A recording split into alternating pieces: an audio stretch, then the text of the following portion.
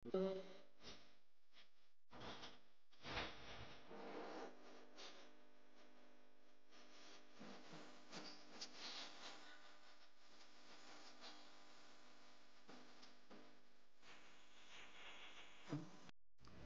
الحمد لله نحمده ونستعينه ونستغفره ونعوذ بالله من شرور أنفسنا ومن سيئات أعمالنا من يهده الله فلا مضل له ومن يضلل فلا هادي له أشهد أن لا إله إلا الله وحده لا شريك له وأشهد أن محمدا عبده ورسوله اللهم صل وسلم وبارك على نبينا محمد وعلى آله وصحبه أجمعين. Ikhwan fiddin, azakumullah. Pada hari ini kita akan membahas satu masalah, yaitu tentang masalah hukum meminta-minta. Dari sahabat Abdullah bin Umar radhiyallahu anhuma, ia berkata, Rasulullah SAW bersabda, "Ma zala ar-rajulu yas'alu an-nasa hatta ya'tiya yaumul qiyamati laisa fi wajhi muz'atu lahmin." Seseorang senantiasa minta-minta kepada orang lain sehingga ia akan datang pada hari kiamat dalam keadaan tidak ada sekerat daging pun di wajahnya. Hadis ini sahih dari Bukhari Muslim. Orang yang minta-minta dalam lafaz yang lain disebutkan mayazal. Ada dua riwayat, ada mazal, ada mayazal. Artinya mazal ar-rajulu yas'alun nas. Senantiasa orang itu minta-minta kepada orang lain sampai nanti pada hari kiamat enggak ada lagi daging di mukanya. Ini hadis sahih dari Bukhari Muslim. Kemudian yang kedua dari Sahal bin Hanzaliyah radhiyallahu an, Rasulullah bersabda, "Man sa'ala wa 'indahu ma yughni fa inna ma yastaghfiru minan nar." Barang siapa yang minta-minta padahal ia memiliki sesuatu yang mencukupinya, maka ia memperbanyak api neraka untuk dirinya. Dalam riwayat yang lain disebutkan min jamri jahannam, maka pada akhirnya dia membanyakkan bara api neraka jahanam. Para sahabat bertanya, faqalu ya Rasulullah, wa ma yughni? Man sa'ala wa 'indahu ma yughni. Barang siapa yang minta padahal dia memiliki sesuatu yang mencukupinya, fa inna yastaghfiru minan nar, maka dia memperbanyak api neraka untuk dirinya. Sekarang apa yang dimaksud ma yughni? Yang mencukupi dirinya sehingga dia enggak minta-minta. Mereka bertanya, para sahabat radhiyallahu majma'in kepada Nabi SAW. Kata mereka, ya Rasulullah, wa ma yughni? Wa Rasulullah, apa yang mencukupinya? Apa yang dimaksud dengan cukup yang tidak boleh seorang minta-minta? Maka disebutkan qadru ma yughaddihi wa yu'ashi, yaitu dijawab sekedar ukuran yang dapat mencukupi untuk makan siang dan makan malam. Kemudian dikatakan lagi oleh perawi hadisnya, ayyakuna lahu shib'u yaumin wa lailatin aw lailatin wa yaumin, yang membuatnya kenyang dalam sehari semalam atau satu malam dan satu hari. Hadis ini sahih Imam Ahmad, Abu Daud dan Ibnu Hibban. Kemudian hadis yang ketiga, Nabi bersabda SAW dari sahabat Hubshi bin Junadah radhiyallahu anhu, ia berkata, Rasulullah SAW bersabda, man sa'ala min ghairi faqrin fa ka'annama ya'kul jamra. Barang siapa yang minta-minta kepada orang lain tanpa adanya kebutuhan, maka seolah ia memakan bara api.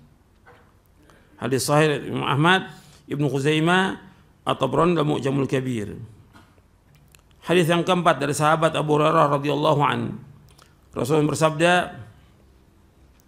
man sa'ala an-nasa amwalahum takatsura fa inna ma yas'alu jamran falyastaqil aw liyastakthir.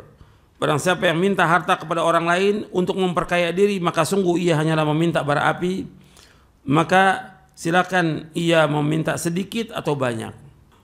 Yang kelima, hadis yang kelima dari sahabat Thauban radhiyallahu an, maula Rasulullah SAW, bahwa Rasulullah bersabda, man sa'alan nasa mas'alatan wa huwa anha ghaniyun kanat syai'an fi wajhi. Barang siapa yang minta-minta kepada orang lain padahal ia tidak membutuhkan, maka akan ada cacat di wajahnya. Artinya dia sudah cukup untuk makan sehari atau 2 hari cukup, tapi dia masih minta-minta pada manusia, maka akan cacat di wajahnya pada hari kiamat. Hadis ini sahih riwayat Imam Ahmad, Darimi, At-Tabrani dalam Mu'jamul Kabir. Kemudian juga yang keenam, Nabi bersabda SAW, al-mas'alatu kaddun yakudu biha ar-rajulu wajha illa yas'ala ar-rajulu sultanan au fi amrin la budda min. Meminta-minta itu merupakan cakaran yang seseorang mencakar wajahnya dengannya, kecuali jika seorang minta kepada penguasa atau atas sesuatu hal yang perkara yang sangat perlu. Hadis ini sahih riwayat Tirmidzi, Abu Daud, Nasai, Ahmad, Ibnu Hibban dan yang lainnya.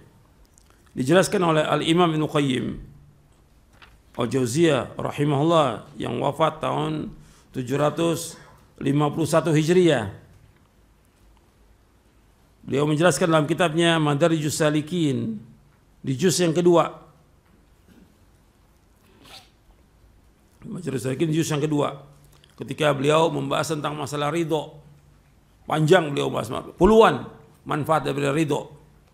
Ridho kepada Allah. Itu puluhan, ridho kepada apa yang Allah sudah takdirkan. Itu puluhan manfaat. Nah, kemudian di sela-sela itu beliau bahas tentang masalah minta-minta. Dan beliau juga mengatakan bahwa di antara pokok kebahagiaan manusia dengan dia ridho. Kata Imam Ibnu Qayyim, ar-ridha bil qada' min asbabis sa'adah wa tasakhut 'alal qada' min asbabis syaqawah. Kata beliau bahwa ridha dengan apa yang Allah sudah takdirkan. Ketika dia fakir, dia miskin, dia susah, dia terkena PHK atau dia mengalami kesulitan, Allah sudah takdirkan belum itu? Allah sudah takdirkan belum? Allah sudah takdirkan 50.000 tahun sebelum Allah menciptakan langit dan bumi. Ketika dia redho dengan apa yang Allah takdirkan, maka ini termasuk sebab-sebab kebahagiaan bagi dia. Wa tasakhut al-qada, dan dia murka dengan apa yang Allah sudah takdirkan, min asbabis syaqawah, termasuk sebab celakanya dia. Gitu. Maka bagi kita redho dengan apa yang Allah sudah takdirkan. Redho. Tapi jangan minta-minta kepada manusia, jangan. Di dalam kitabnya Madarijus Salikin. Nah, beliau juga sebutkan tentang masalah minta-minta hukum haram, kemudian beliau membawakan, setelah beliau bawakan tentang hukumnya haram, beliau bawakan hadisnya. Lebih dari 20 hadis tentang haramnya minta-minta dibawakan oleh Ibnu Qayyim dalam kitabnya Madarijus Salikin. Lebih dari 20 hadis. Kata beliau, sesungguhnya minta-minta pada hakikatnya adalah yang pertama kezaliman terhadap hak rububiyah Allah Azza wa Jal. Yang kedua kezaliman terhadap hak orang yang minta, yang diminta. Dan yang ketiga kezaliman pada hak orang yang meminta. Jadi disebutkan oleh Al-Imam Ibnu Qayyim itu, wal mas'alatu fil asli haramun wa innama ubihat lil hajati wa darurah li'anha zulmun fi haqqi rububiyyah wa zulmun fi haqqil mas'ul wa zulmun fi haqqis sa'il. Masalah minta-minta pada hukum asalnya haram. Wa innama ubihat lil hajati wa darurah, sesungguhnya dibolehkan karena satu keperluan dan darurat. Li'annaha zulmun fi haqq rububiyah, karena ini merupakan kezaliman pada hak rububiyah. Wa zulmun fi haqqil mas'ul, dan zalim kepada hak orang yang diminta. Wa zulmun fi haqqis sa'il, yang ketiga kezaliman pada hak orang yang meminta. Beliau jelaskan di sini. Kezaliman kepada hak rububiyah, kata beliau, فَلِأَنَّهُ بَذَلَ سُؤَالَهُ وَفَقْرَهُ وَذُلَّهُ وَاسْتِعْطَاءَهُ لِغَيْرِ اللَّهِ وَذَلِكَ نَوْعُ عُبُودِيَّةٍ فَوَضَعَ الْمَسْأَلَةَ فِي غَيْرِ مَوْضِعِهَا وَأَنْزَلَهَا بِغَيْرِ أَهْلِهَا وَظَلَمَ تَوْحِيدَهُ وَإِخْلَاصَهُ وَفَقْرَهُ إِلَى اللَّهِ وَتَوَكُّلَهُ عَلَيْهِ وَرِضَاهُ بِقَسْمِهِ وَاسْتَغْنَى بِسُؤَالِ النَّاسِ عَنْ مَسْأَلَةِ رَبِّ النَّاسِ wa dzalika kulluhu yahdhimu min haqqi tauhid wa yudfi'u nurahu wa yud'ifu quwwatahu. Yang pertama, orang yang minta-minta itu merusak rububiyahnya karena dia telah mencurahkan minta-minta kefakirannya, kehinaannya kepada selain Allah. Dan ini rububiyah. Artinya hak rububiyah Allah. Allah yang menciptakan, Allah juga yang memberikan rezeki. Mesti minta kepada Allah, tapi dia minta kepada orang lain, kepada manusia. Dia meletakkan minta-minta itu kepada selain tempatnya. Tempat minta-minta itu kemana? Allah. Idza sa'alta fas'alillah. Apabila kau minta kepada Allah. Wa idza sa'anta fas'al billah. Apabila kau minta tolong minta kepada Allah. Yang mesti dia minta kepada Allah ditempatkan kepada yang lain. Zalim atau tidak ini? Zalim. Yang mesti dia minta kepada Allah, dia minta kepada manusia. Zalim dia. Dalam rububiyah. Zalim. Rusak di sini apanya? Tauhidnya rusak. Tauhid rububiyah. Antum lihat kaum musyrikin enggak minta pada manusia yang lain. Kaum musyrikin, orang musyrik enggak minta pada yang lain. Orang musyrik tahu bahwa Allah yang menciptakan, Allah yang memberikan rezeki. Orang musyrik. Mesti orang beriman lebih daripada itu. Yakin dia Allah berikan rezeki. Jangan minta-minta pada manusia, jangan. Anda perhatikan, kalau orang kafir, orang musyrik, orang munafik, orang jahat dikasih rezeki, masa kita yang ruku dan sujudnya dikasih rezeki? Enggak mungkin. Pasti dikasih rezeki. Cuma kadang lambat rezeki itu datang kata Nabi SAW. Tapi tetap dikasih rezeki, nggak mungkin tidak. Kecuali kalau udah jatah rezekinya habis, pasti dia mati. Pasti udah. Karena itu Nas menyebutkan demikian. Makanya jangan minta-minta pada manusia. Dia telah menzolimi tauhidnya, keikhlasannya, kefakirannya. Yang mesti dilakukan kepada Allah, tawakal yang kepada Allah, dia minta kepada manusia. Ini zolim, orang ini zolim. Dia menzolimi hak rububiyah yang mestinya dia minta kepada Allah SWT. Dia merusak tauhidnya. Dia telah memadamkan cahaya tauhid dan dia telah melemahkan kekuatan tauhid itu. Rusak dia tauhidnya. Kalau sudah rusak tauhidnya, apalagi yang mau diharapkan dari orang itu? Orang kalau rusak tauhidnya, mau apalagi yang diharapkan dari orang itu? Mau dakwah, bagaimana mau dakwah? Dia udah rusak. Gimana orang rusak mendakwakan manusia? Minta-minta pada manusia itu menghinakan diri pada manusia. Allah murka kepada orang itu. Allah murka. Ini kezaliman yang besar. Yang kedua, wa amma dzulmu lil mas'ul fa li annahu sa'alahu ma laysa 'indah.